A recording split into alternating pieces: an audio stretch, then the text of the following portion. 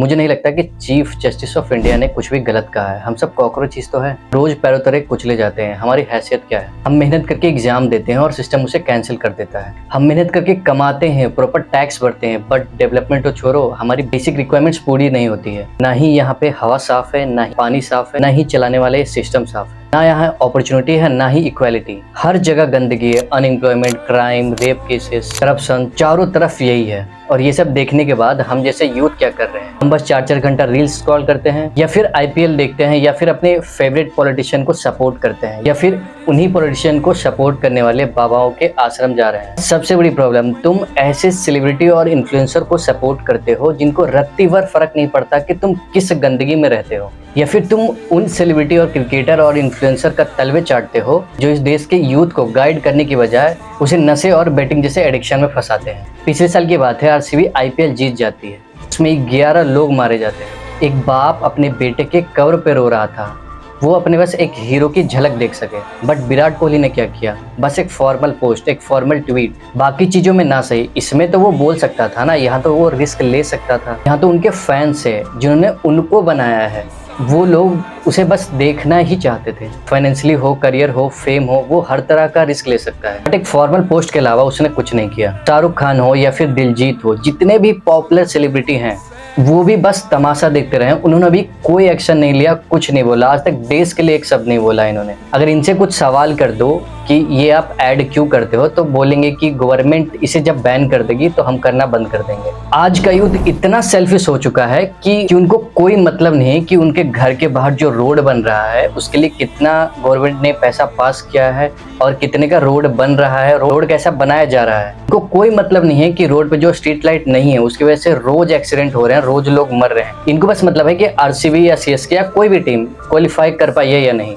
या फिर इंस्टाग्राम पे किससे किसकी कंट्रोवर्सी चल रही है, किसने किसको क्या बोल दिया। इंडिया एक डेमोक्रेटिक कंट्री है और मैं ये बात लिख के देता हूँ कि आधे से ज्यादा यूथ को ये बात पता नहीं होगी कि डेमोक्रेसी का मतलब क्या होता है। और मुझे बिल्कुल नहीं लगता है कि इंडिया एक डेमोक्रेटिक कंट्री है। यहाँ बस नेता अपने जेब भरते हैं, जो सवाल करता है उसे मार दिया जाता है। अब तो स्टैंड अप कॉमेडी छोड़ के बस इनकी पोल खोलने में लगे हैं। बीजेपी बोलती है हिंदू खतरे में है, बट बीजेपी ही इस देश का सबसे बड़ा खतरा है। जितनी जल्दी ये बात समझ जाओ उतना अच्छा है तुम्हारे लिए। मोदी है ना, वो बस हिटलर के नक्श कदम पे चलता है, सब कुछ पे इनका ही कब्जा है। मीडिया उसे भी ये बीजेपी वाले यानी उसे भी ये मोदी कंट्रोल करते हैं। ये तुम्हें मोदी को कभी सवाल करते हुए नहीं दिखेंगे। नीट पेपर लीक हुआ, मणिपुर 3 साल से चल रहा है, रेप केसेस डेली बढ़ रहे हैं, क्राइम इतने बढ़ रहे हैं, डेवलपमेंट नहीं हो रहा है, लेकिन मीडिया क्या दिखाती है? पीएम मोदी ने पीएम मेलोनी को मेलोडी चॉकलेट खिलाई है। बीजेपी के आधे से ज्यादा लीडर रेपिस्ट हैं, क्रिमिनल हैं, अनपढ़ हैं, गुंडे हैं, और इनको सपोर्ट करने वाले इनके अंधभक्त वो तो पूरे के पूरे जाहिल हैं। तुम्हें ये क्यों समझ नहीं आ रहा कि तुम्हें मैनिपुलेट किया जा रहा है? चलो एक सिंपल स्टोरी में समझाता हूँ। एक किसान ने मरा हुआ सुअर एक कुएं में फेंक दिया और थोड़ी देर बाद 70 से 80 चूहे उसे खाने के लिए कूद पड़े। शुरुआत में सब आसान लग रहा था, खाना देखकर सब टूट पड़े, लेकिन थोड़ी देर बाद एहसास हुआ कि ये कुएं की दीवार इतनी ऊंची और खड़ी है कि यहाँ से बाहर निकलना लगभग नामुमकिन है। धीरे धीरे खाना खत्म हुआ और वो जगह नर्क बन गई। अब सरवाइव करने के लिए चूहे एक दूसरे को ही खाने लगे। कुछ दिन बाद ऐसा हुआ कि उनमें से बस एक चूहा बचा। किसान ने उस कुएं में से उस चूहे को निकाला और उसे खेत में छोड़ दिया। किसान को उस पर दया नहीं आई थी। किसान जानता था कि ये चूहा अब अपने ही जाति को खाने की आदी हो गया है। अब वो अनाज नहीं, वो अपने ही जाति के चूहों को खाएगा। इसको ही कहते हैं डिवाइड एंड रूल।